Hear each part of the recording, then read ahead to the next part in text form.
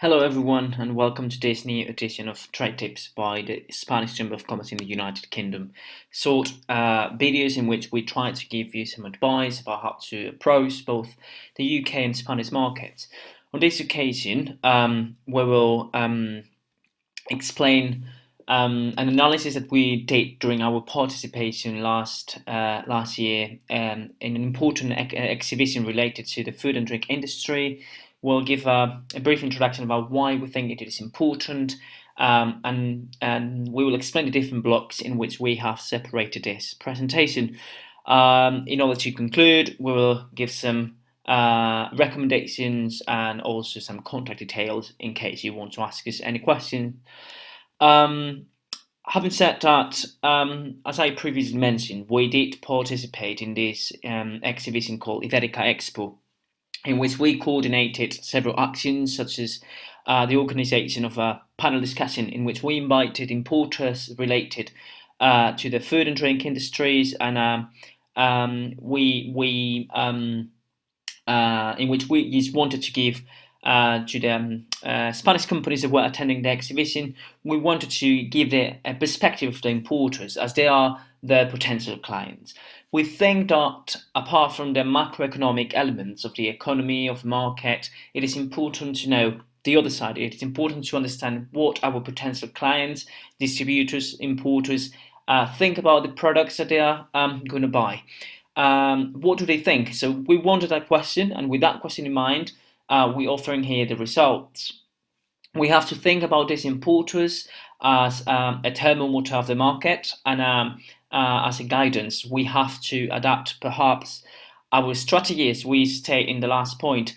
We have to adapt our strategy to what these distributors, these importers say. As previously mentioned, with this idea in mind, we organized this panel discussion, and we are offering here some of the results. We decided to organize the different questions of the panel discussion in 4 different blocks. The first one, generally speaking, about the UK market and what the perception of the Spanish products in relation to food and drink industries are. Second block, about import, if it is difficult, if it is easy to find different products. Going to the third one, we asked them about different challenges and opportunities. And also in the last one, we did mention a bit about Brexit and how it is affecting their companies. Having said this, we're going directly into the block number 1, in which we asked the companies in the panel discussion about their perceptions of the UK market towards Spanish food and drink products. We wanted to know how they think this market has evolved during the last years. They said that the Spanish food and drink is leading the high quality, and we have observed a very important growth in the last 10 years with new products that we never thought about before. There is a better knowledge of the final consumer and a consolidation of this trend. The wine demand decreased, especially among the younger population, and they also mentioned that it is important to increase of the Spanish food that has gone just from restaurants and bars to finding these products in supermarkets and other shops nowadays. Continuing with this block, we wanted to know about their opinion on how they think the demand of this type of products will evolve in the future. There is a possible diversification regarding the type of products, because the demand is increasing and they want the final consumer is looking for new products. So new products will be added to the portfolio due to the increasing knowledge of the final client. Existing competence of other markets, they give Italy as an example. But there is a maintained identification of Spanish products with high quality, and also there is a stable demand. That's what they said.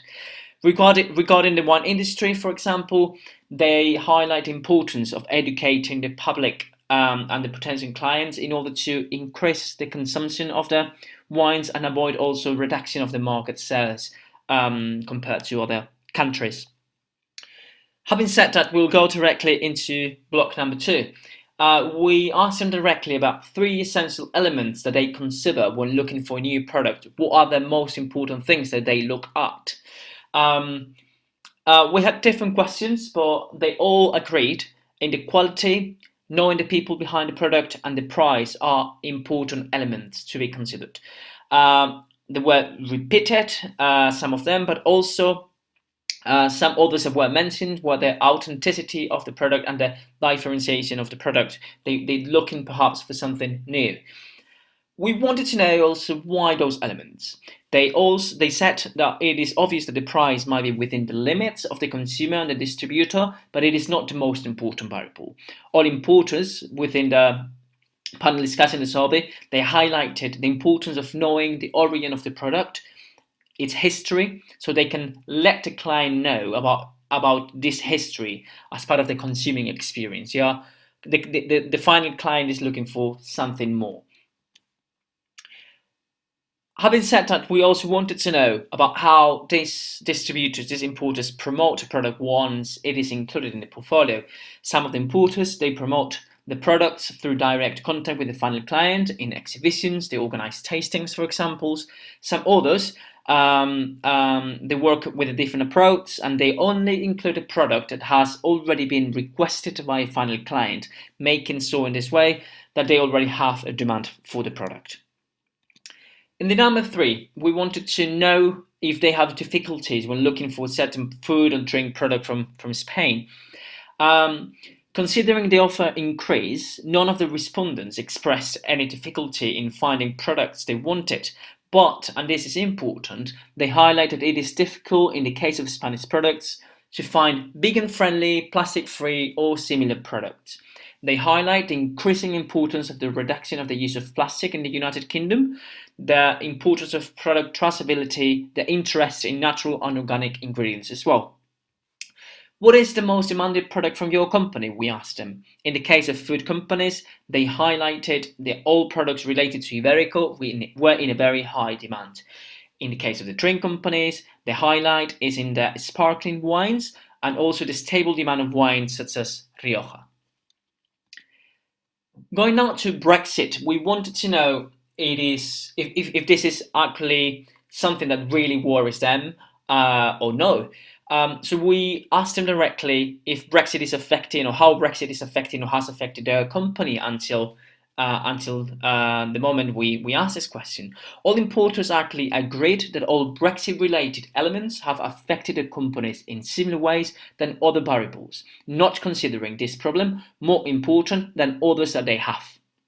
Even supplying strategies might have been affected by the continuous change of the Brexit date, and then affecting also the day-to-day organization and management. They have not observed a decrease of the demand. In conclusion, they think that the biggest impact for the moment is more related to a logistic aspect rather than affecting the demand of the market itself. What are the perspectives for your business in a post-Brexit context? We wanted to know. And the responses were, as we state here, despite the economic elements that can affect the day-to-day work, such as the impact on the exchange rate, they do not see clear elements to worry about. The demand of Spanish products seems to be stable and will most probably remain at similar levels. The main concern is recalling the skilled workers some of them require, as this could clearly affect their business. Having said that, as conclusion, we see in these different blocks what elements are considered as the most important ones by the UK food and drink importers and distributors. So having seen these elements, we might have to adapt our commercial strategy if we want to catch the attention of these distributors, these importers. We might also, if we're working on a different industry, we might have to launch a similar action of research within our sectors, within our industry, so we can understand the other side. We can understand what the distributors, what the importers from our industries think about Brexit, think about the different aspects that could be affecting them.